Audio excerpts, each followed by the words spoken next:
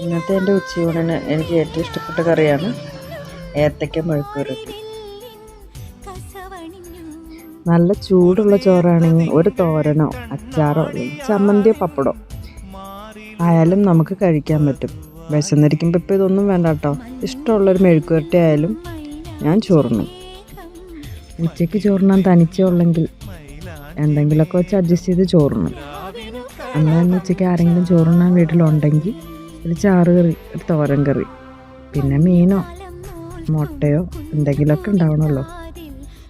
ഇന്ന് എനിക്ക് ഉച്ചയ്ക്ക് ചോറും മോരുകറി, ഏത്തയ്ക്ക മെഴുക്കുവരട്ടി, മീൻകറി, പപ്പടം, അച്ചാറ്. ഇന്നത്തെ ഊണിന് എനിക്ക് സ്പെഷ്യലായിട്ടൊന്നും തന്നെ ഉണ്ടായിരുന്നില്ല.